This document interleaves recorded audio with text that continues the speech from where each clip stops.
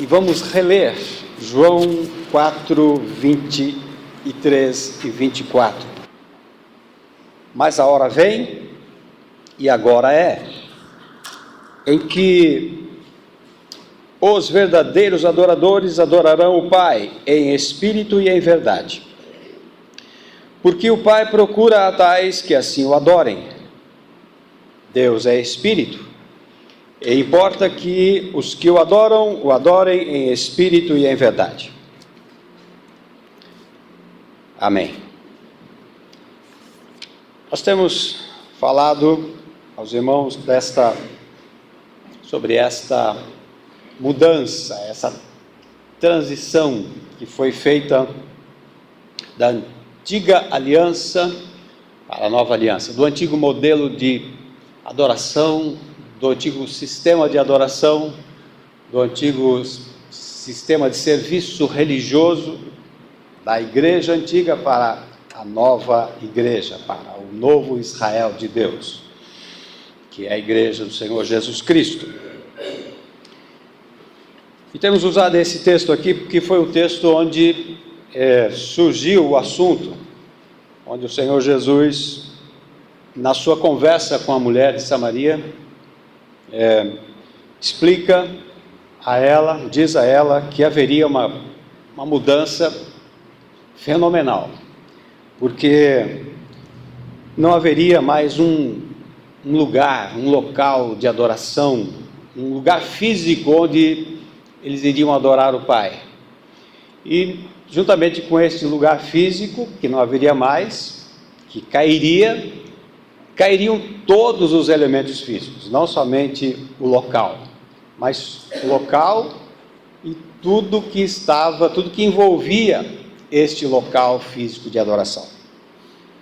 Então, por isso que o Senhor Jesus diz, agora, nessa nova realidade, depois da vinda do Messias, ou com a vinda dele, encerrava-se aquela era das sombras, aquela era das figuras, dos tipos, e começava-se uma nova era, onde os adoradores iriam adorar a Deus agora de uma maneira diferente. O mesmo Deus, o mesmo tipo de adoração verdadeira, genuína, autêntica, mas só que agora de uma forma diferente, porque aqueles tipos e figuras, aquelas sombras não fariam mais sentido agora, uma vez que tudo aquilo apontava para o Messias, e ele veio. Então agora, usar aqueles elementos físicos que apontavam para o Messias, não faria nenhum sentido mais, porque ele veio. Agora ele receberia ele mesmo a adoração, ele seria adorado pessoalmente, particularmente em pessoa, e não mais através de sombras, de figuras e tipos. Então foi um assunto muito importante que foi tratado ali. Então nós temos visto isso, que a adoração que Jesus fala aqui, a adoração em espírito, ela está em contraste com a adoração dos cerimoniais. A adoração em espírito, ela é despida dos cerimoniais, dos elementos físicos que eram usados na adoração da época das sombras. Isso porque judaísmo e cristianismo são eras diferentes, não só povos diferentes, não é uma questão do povo de Judá ser diferente de nós, mas temos que pensar em eras diferentes da redenção, épocas diferentes da redenção. A redenção foi caminhando, passou por Israel, chegou agora com o Messias de Israel, o Messias judeu, mas só que o Messias judeu agora ele iria abrir as comportas da graça para os gentios também. Então é uma era diferente agora. A salvação não iria estar mais restrita a uma nação terrena de Israel, ou a mensagem de salvação, vamos dizer assim, não estaria mais restrita aos profetas judeus. A mensagem não estaria mais, a lei não sairia só de Jerusalém agora, mas sairia dos apóstolos, e dos apóstolos passando para os presbíteros e então seria entregue às nações. Então tudo isso foi uma grande mudança, uma grande mudança. Então o judaísmo e o cristianismo são eras diferentes, são momentos diferentes da redenção, momentos diferentes na história da redenção. O primeiro, que era o judaísmo, era totalmente então através de sombras, tipos, figuras. E o outro, a nossa era, o cristianismo, é uma adoração através da realidade, porque o corpo chegou, o Messias chegou, o Cristo chegou. Quando o Senhor Jesus disse sobre o Espírito Santo que viria, também ele disse, em João 16, versículo 13, ele disse: quando vier aquele Espírito de verdade, ele vos guiará em toda a verdade, porque não falará de si mesmo, mas dirá tudo quanto tiver ouvido, e vos anunciará o que há de vir. Quando ele diz Espírito da verdade, ele está querendo dizer o Espírito da realidade, que vai anunciar todas as coisas, vai ensinar a vocês, aos apóstolos, todas as coisas. E Paulo deixa mais clara essa realidade quando ele fala de todas as sombras do Antigo Testamento, em Colossenses 2, 16 e 17, quando ele fala: ninguém vos julgue pelo comer, pelo beber, ou por causa dos dias de festa, ou da lua nova, ou dos sábados, que são sombras das coisas futuras, mas o corpo é de Cristo. Corpo quer dizer a substância daquelas coisas é Cristo. A substância chegou, o corpo chegou. Então a adoração não vai ser mais através daqueles tipos, não mais através daqueles elementos físicos, mas agora em espírito e em verdade. É isso que Jesus quer dizer. Então os israelitas tinham uma liturgia voltada para o exterior, e a nossa adoração, a adoração nova da igreja, é voltada para o interior, para o espírito, em espírito e em verdade, é o que ele diz. Israel era um povo terreno, então o culto era terreno, exterior, era em tipologia. O Espírito Santo não habitava neles perpetuamente, tudo era terreno, templo, sacerdócio, os corais, os instrumentos musicais. Os levitas tinham lá um grande coral, o coral dos levitas era uma coisa linda, majestosa, maravilhosa. Mas Deus destituiu tudo isso com a vinda do Messias, destituiu a própria casa deles, destituiu tudo, até o próprio centro de adoração foi destruído. Apesar de hoje muitos quererem reconstruir centros de adoração, Deus destruiu o centro de adoração que ele tinha construído no Antigo Testamento. Ele destruiu, porque ele falou: acabou, não tem mais isto, não tem mais um local de adoração, nem aqui no Monte Gerizim, nem lá em Jerusalém. Vocês não vão adorar a Deus assim mais, mas em espírito e em verdade. Mudou tudo. Então veja que grande revelação foi essa que Jesus trouxe para a mulher samaritana, através dela, mediante ela, para todos nós.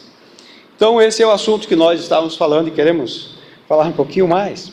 Quando nós estamos falando aqui, estamos falando, usando a realidade da palavra, naturalmente, que está aqui, que nós temos entendido, e temos voltado à história, procurando ver como era na história, como foi, onde a igreja se desviou na história, porque sempre foi assim.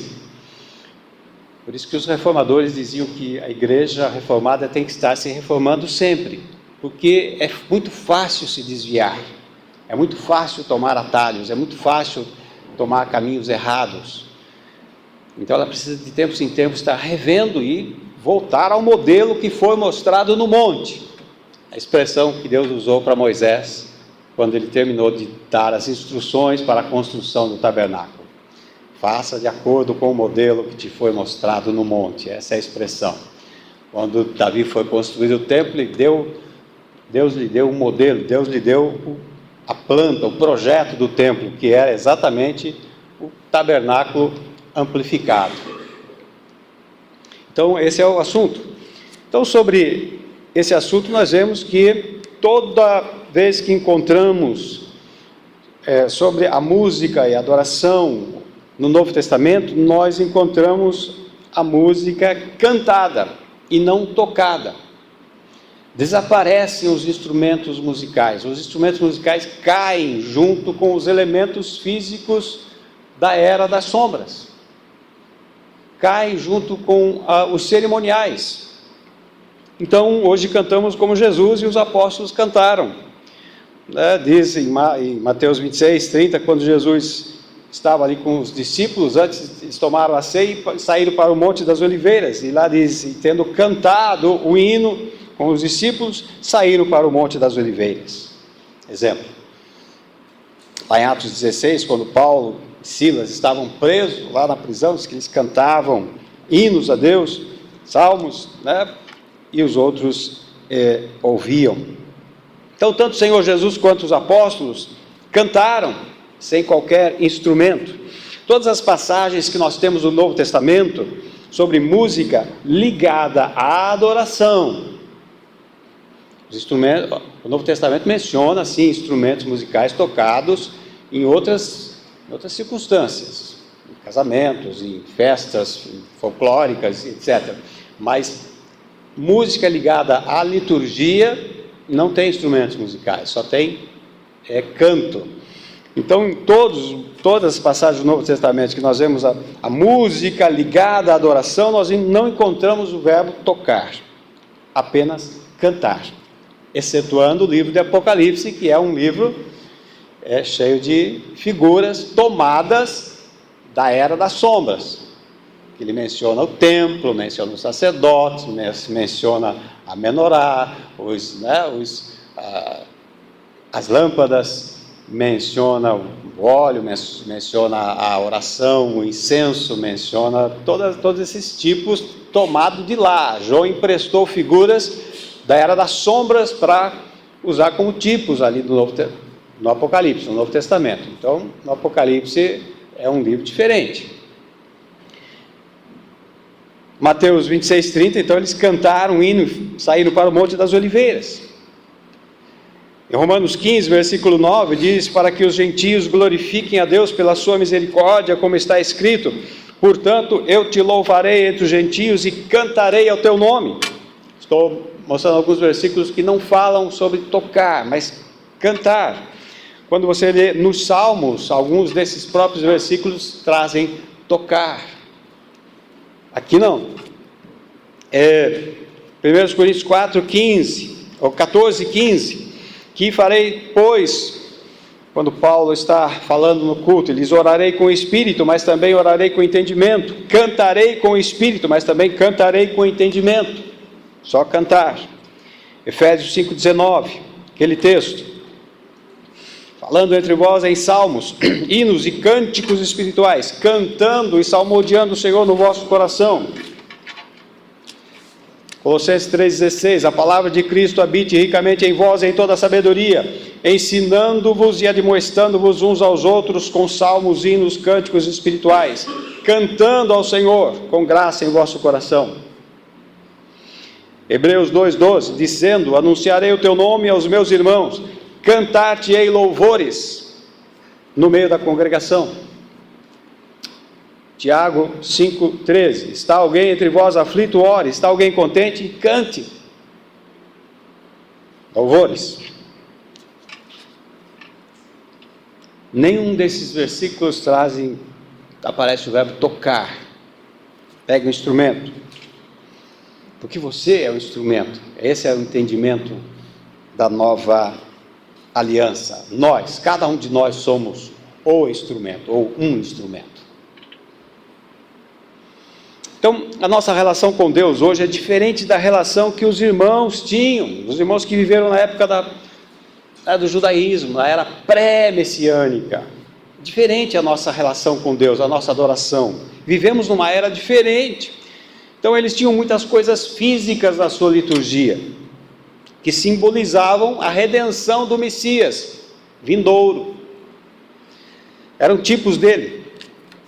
Hoje, Os únicos elementos físicos que Jesus deixou para nós são a água, o pão e o vinho, usados nos sacramentos que nos relembram o sacrifício do Messias que já veio. São eras diferentes. O que eles faziam apontava para um Messias no futuro, o que nós fazemos aponta para um Messias que já fez a obra no passado. São eras completamente distintas, diferentes. Momentos diferentes na era da redenção, na história da redenção. Paulo diz em 1 Coríntios 5:7 que Cristo é a nossa Páscoa, por exemplo, né? Ele fala assim, em 1 Coríntios 5:7, alimpai-vos, pois, do fermento velho, para que sejais uma massa nova, assim como estáis sem fermento, porque Cristo, ele diz, a nossa Páscoa, foi sacrificado por nós. Cristo é a nossa Páscoa, ele diz um exemplo. Nós não temos mais, os judeus faziam a Páscoa, a antiga igreja sacrificava os cordeiros. Nós não, Cristo já foi sacrificado por nós. Então, eles usavam os tipos, nós temos a substância, Cristo. Não precisamos mais daqueles tipos, daqueles cerimoniais. Então o nosso culto, irmãos, é um culto pactual, como temos aprendido, não é? É uma conversa entre o noivo e a noiva. O culto não é um lugar onde nós vimos buscar cura, onde nós vimos buscar prosperidade financeira, não é um lugar onde nós vimos nos alegrar, nos recrear, nos divertir, que Deus tenha misericórdia de nós, não é? É um encontro com o noivo. Então, nós vimos para ler a sua carta, as suas promessas da aliança, também ver as nossas obrigações aqui, né? Onde ele nos exorta, nos anima, nos encoraja na nossa caminhada. Então nós vamos adorá-lo com elogios aos seus atributos, cânticos, ações de graças, orações. Então é um diálogo pactual, é um culto pactual, é uma conversa entre o noivo e a noiva. O noivo que está no céu e a noiva que ainda está na terra, mas que um dia vai estar lá com ele. Então cada ato do culto é assim, o noivo fala, a noiva responde. Tudo que não se encaixa nesse modelo não deve estar no culto. Por isso eu até mencionei com os irmãos sobre o ofertório. Não precisa ser feito no culto, eu penso, porque cada cristão conhece a sua responsabilidade, sabe, né? Então que faça a sua contribuição antes do culto solene, depois do culto solene, que as nossas ofertas devem ser entregues à igreja, mas elas são um elemento físico, elas não devem estar naquele momento nosso, íntimo, com o noivo. Vamos fazer uma interrupção aqui agora, porque nós vamos fazer ofertas. Não cabe isso no culto pactual, eu penso. Podemos até dar graças aqui, orar e abençoar, pedir a bênção de Deus sobre os ofertantes, sobre aqueles que contribui, mas apenas isso. Tudo que é espiritual, mas coisas materiais não devem, coisas físicas não devem entrar nessa nossa relação, nesse nosso encontro com o noivo. Então, voltando a essa questão dos salmos, né? A música litúrgica, hoje nós continuamos cantando os salmos de Davi, palavra de Deus, como a igreja sempre cantou ao longo dos séculos. As grandes mudanças começaram não muito tempo atrás, as grandes mudanças, para chegar ao que está hoje, mas sempre começa, pequena mudança, sempre começa com um pouquinho, e se dá abertura para uma coisa pequena, ela vai crescendo, né? Até um germe pode virar um monstro, né? Então, temos que ter cuidado com isso. Interessante que, quando nós cantamos os salmos, alguns falam, nós cantamos os salmos, e eles contêm muitas referências a instrumentos musicais. Até quero fazer uma uma outra explicação aqui. É verdade, os salmos de Davi fazem menção aos instrumentos musicais, mas os salmos de Davi foram compostos naquela época das sombras, das figuras. Tanto que os salmos que nós cantamos também fazem referências aos holocaustos, e nós não fazemos mais holocaustos, sacrifícios de animais. Os salmos de Davi fazem menção ao incenso. Ninguém aqui usa mais incenso no culto. Os salmos de Davi fazem menção a Jerusalém terrena, e ninguém aqui está mais preocupado com a Jerusalém terrena. Nós estamos agora adorando dentro da Jerusalém celestial. Os salmos de Davi fazem menção ao templo físico. O templo físico de Israel nem existe mais hoje. O templo é a igreja. Então nós temos que entender o que a menção daquelas coisas do salmo significam hoje. Então, os salmos de Davi fazem menção à guerra santa contra os inimigos.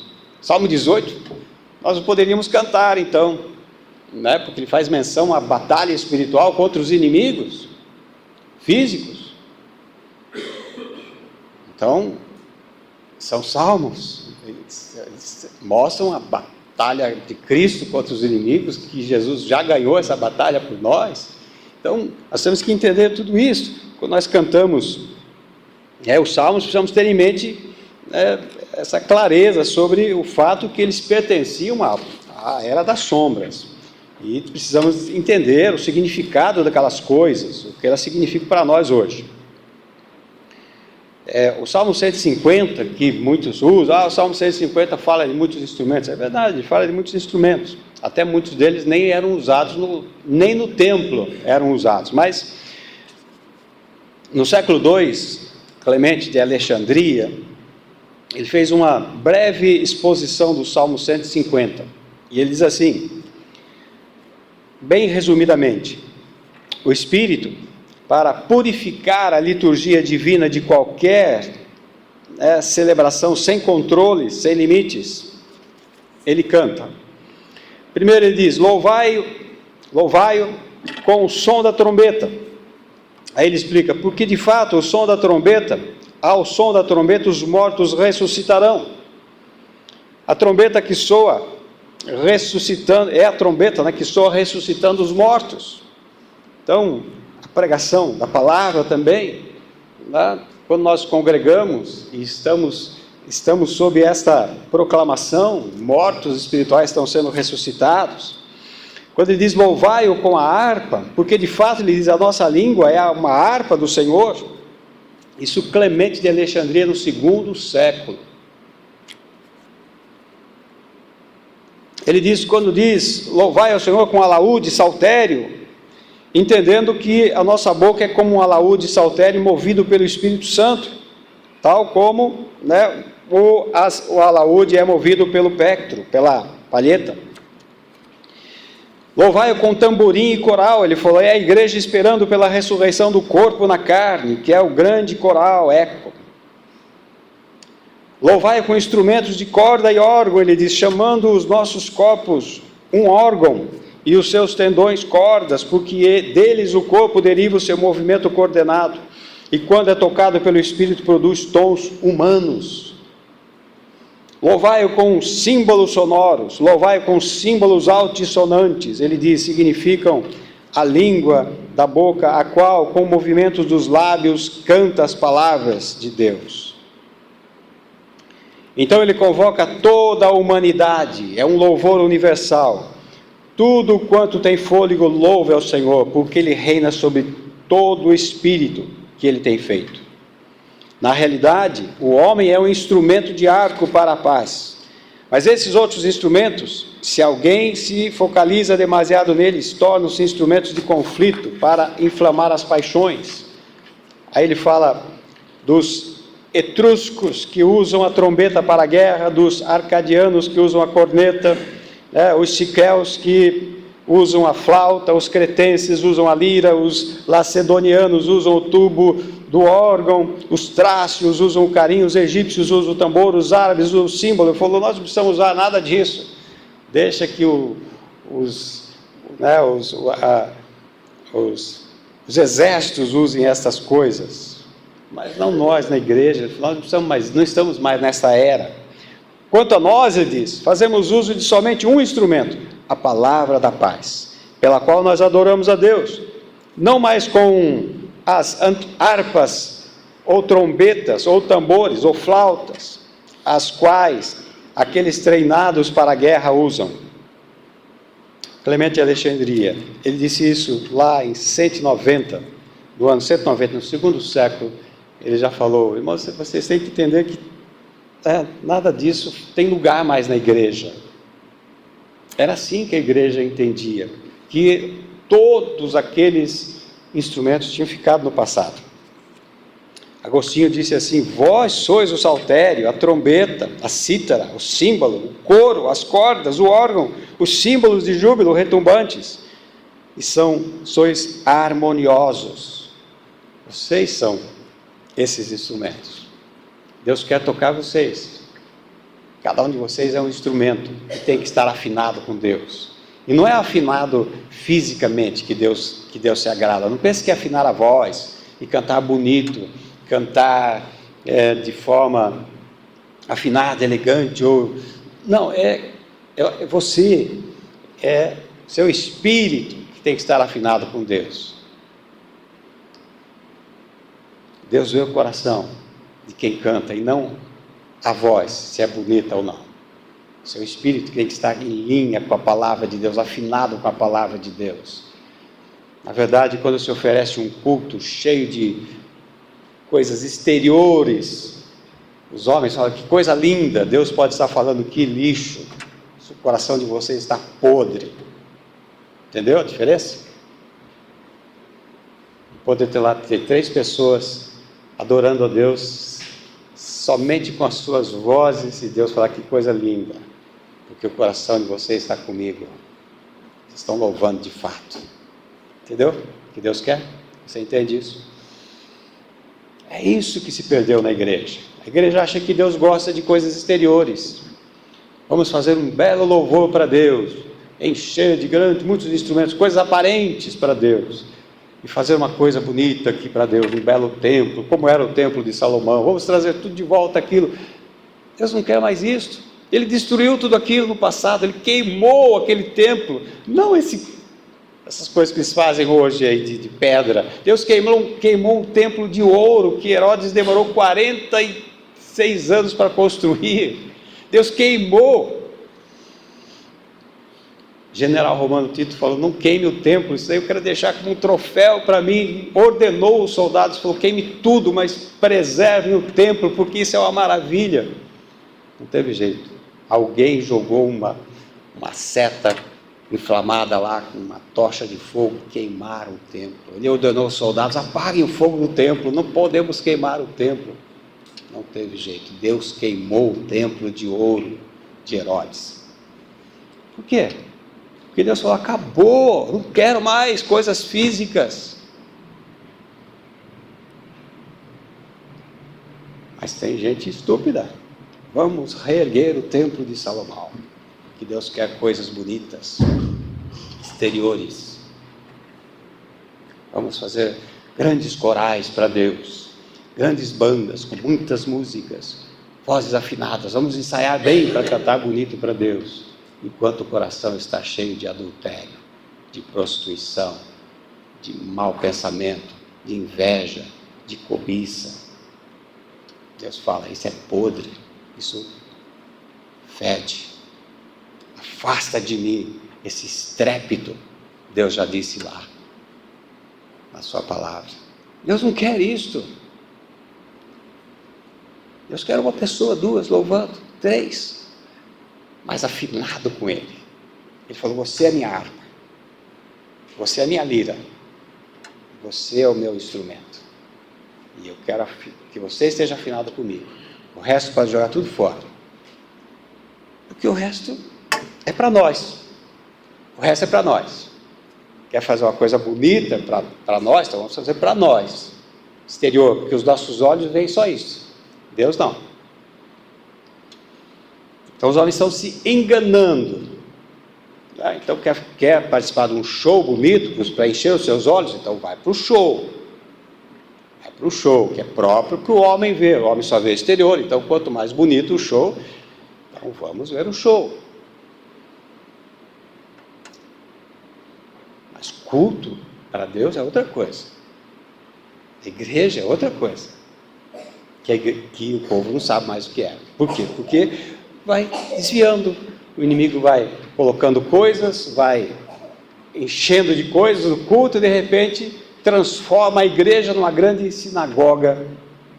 Não é nem sinagoga de Satanás, porque na sinagoga de Satanás não tinha tanta coisa como tem hoje.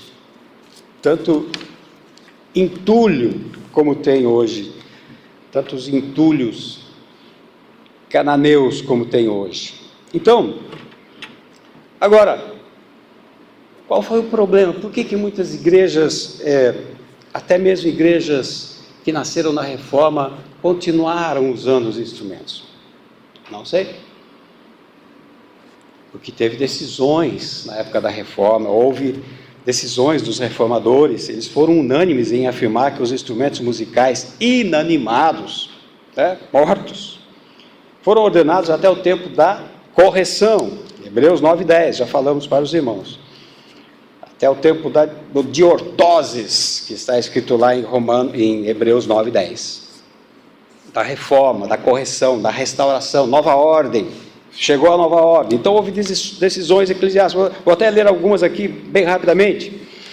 A igreja reformada húngara, por exemplo, está escrito lá: é certo que na igreja antiga, no templo de Salomão, os instrumentos musicais, isso era aceito. Agora que Cristo é vindo com o antigo sacerdócio, sacrifícios e representações pertencentes à lei, o uso dos instrumentos musicais nas igrejas desapareceu como uma sombra, pois os variados instrumentos músicos simbolizam as partes dos membros, dos eleitos. Isso é, que os eleitos devem adorar ao Senhor com o coração, com a alma, palavras de todas as formas. Por isso, a Confissão Católica Húngara, de 1562.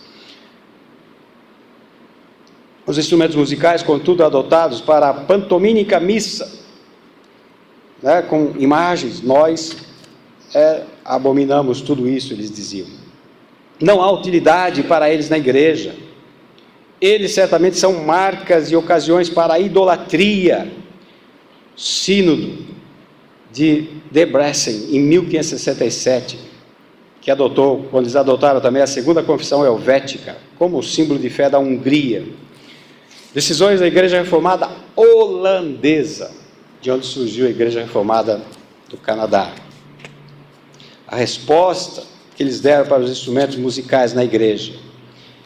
A resposta a esse aparente conflito é aquilo que foi introduzido, permitido em um só lugar, em um tempo específico, não necessariamente constituía o que era comum em todos os lugares. Isto é tão certo que o clérigo romano Tomás de Aquino, do 13º século, se sentia em liberdade para afirmar o seguinte: o caráter tipológico dos instrumentos e relacionar seu uso à imitação dos judeus. Aí eles dizem: quanto ao tocar de órgãos na igreja, é mantido que isso deve ser completamente descontinuado. Decisão da Igreja Reformada da Holanda. De acordo com os ensinamentos de Paulo em 1 Coríntios 14:19, que nós devemos louvar a Deus numa língua conhecida. Instrumentos musicais não produzem língua conhecida, inteligível. Embora algumas dessas igrejas ainda façam uso do órgão, no final da pregação, enquanto as pessoas estão saindo. Não obstante, geralmente faz com que as pessoas se esqueçam do que foi ouvido anteriormente. Quer dizer, atrapalha em vez de ajudar. Então há também uma preocupação de tocar o órgão para conduzir a superstição, assim como já faz, levando a igreja à leviandade. Já leva a igreja à leviandade. Isso vai levar à superstição. Então ele diz: se tocar o órgão for descontinuado, então seria mais apropriado também coletar as ofertas nas portas, enquanto as pessoas estão saindo, melhor do que no meio do culto, o que prejudica a adoração a Deus. Eu não sabia disso. Artigo 50, Sínodo Regional das Igrejas da Holanda e Zelândia, realizado em Dordrecht, 1574. Nós consideramos o uso de órgão nas igrejas como não sendo, né, bom, especialmente para as pregações. Portanto, nós julgamos que os ministros devem se esforçar, ainda que os órgãos sejam tolerados por algum tempo, eles deixaram a cargo dos conselhos locais, para que eles sejam removidos totalmente no tempo mais breve possível. Artigo 77 do Sínodo Nacional dos Países Baixos, Alemanha, e nas igrejas walonas da Bélgica, também sínodo realizado em Dordrecht, em Sínodo de Dordrecht, em 1578. Mais um parecer histórico, para os irmãos não pensar que é invenção nossa. Sobre hinos também não canônicos, né? Com uma palavra nós julgamos esta e outra novidade: o canto de hinos não canônicos e o uso do órgão, naqueles dias descuidados, como um obstáculo desprezível. Isto nós também dizemos da introdução dos novos hinários, cantilenas do tempo presente, os quais nós não encontramos na palavra de Deus, como também o tocar e espreitar do órgão no culto de adoração. O primeiro, o cântico de hinos, é contrário a todos os decretos dos nossos sínodos. Veja acerca do canto eclesiástico no Sínodo Nacional de Dordrecht, realizado em 1578, no artigo 76. Ele cita também o Sínodo Nacional realizado em Middelburg, em 1578, artigo 51. Sínodo Nacional realizado em Haia, 1586, artigo 62. Que em tais encontros os hinos não encontrados nas Escrituras foram expressamente proibidos. E conhecemos pela história eclesiástica que aqueles que estão atrás de novidades, ao introduzir hinos feitos pelos homens e erros, têm corrompido a congregação. Muito embora aquelas pessoas não tenham motivações erradas, não é, todavia, recomendado seguir seus passos, uma vez que nós podemos receber deles bronze e não ouro. Ele faz uma menção aqui de quando o rei Sisaque invade Judá, Jerusalém, e toma os escudos de ouro que Salomão tinha. Salomão tinha 300 escudos de ouro para quando ele entrasse no templo, os soldados ficavam com os escudos de ouro. E quando Sisaque entrou em Jerusalém, ele roubou, confiscou os escudos de ouro, e Roboão fez de bronze.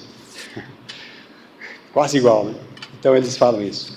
Em vez de nós recebermos ouro, nós estamos recebendo bronze. E estamos contentes com isso.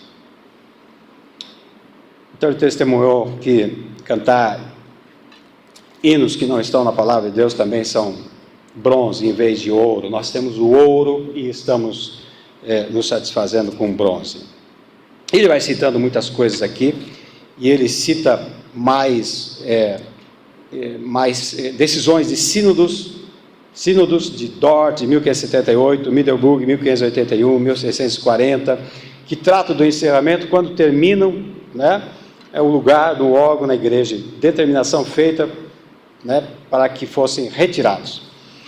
Aí eles falam também que os artigos dos sínodos, respectivamente, Salmos de Davi na edição, né, de Petrus da Tenos, deverão ser nas assembleias cristãs das igrejas dos Países Baixos, como tem sido até então, cantados, só cantados, abandonando os hinos que não se acham nas Escrituras. Sínodo de Dordrecht, 1578.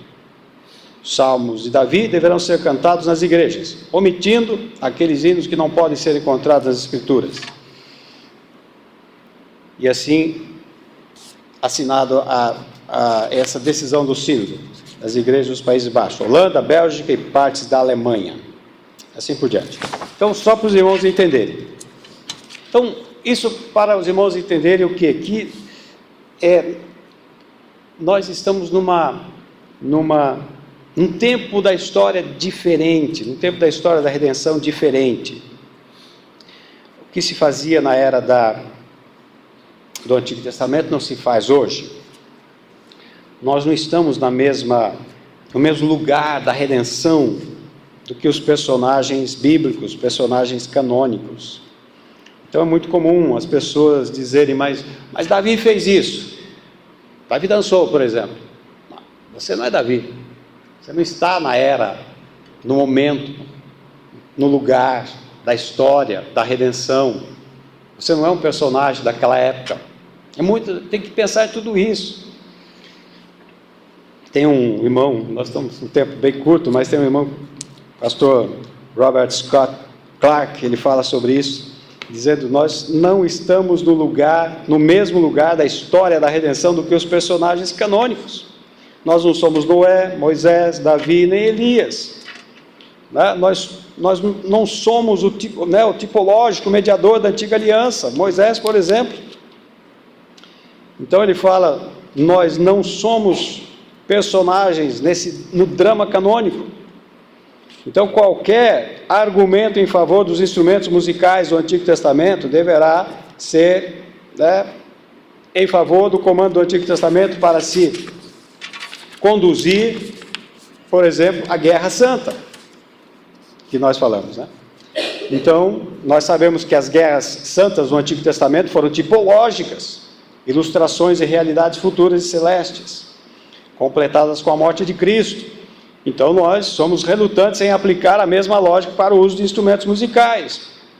Por quê? Porque a resposta é razoavelmente direta, embora dura para se ler. Instrumentos musicais são familiares e agradáveis. A Guerra Santa não é nem familiar e nem agradável. Ele fala, ninguém quer usar a Guerra Santa hoje. Só o Islã. Então, o que ele diz? Eles falam assim, eles usam esse argumento. Se os crentes fizeram tal coisa nas Escrituras, nós devemos fazer hoje também.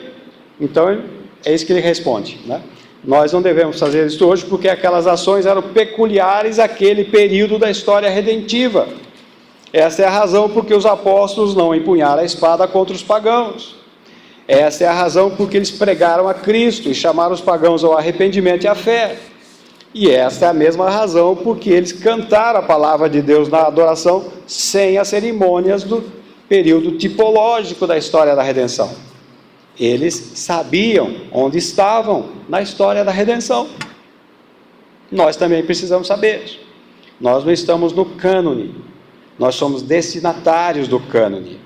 Nós não somos personagens da história, exceto por identificação. Somos destinatários da história. Robert Scott Clark, ministro da United Reformed Churches em North America. Só para os irmãos saberem que nós não estamos sozinhos em tudo isso.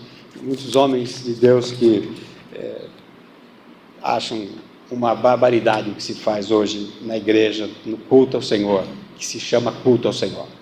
Então, que Deus nos ajude, que Deus aplique a sua palavra a nós, nos livre de tudo aquilo que não faz parte do culto ao Senhor, do que Deus quer, porque o culto é do Senhor, não é nosso. Nós viemos aqui não assistir o culto, nós viemos prestar serviço a Deus. Isso é servir a Deus, isso é adorar a Deus. Então quem diz como nós devemos chegar à presença dele, é ele, é o rei que diz como um súdito pode entrar na presença dele, e não é o súdito que pula pela guarda e fala, vou chegar do jeito que eu quero, não. Então que Deus nos ajude, vamos orar.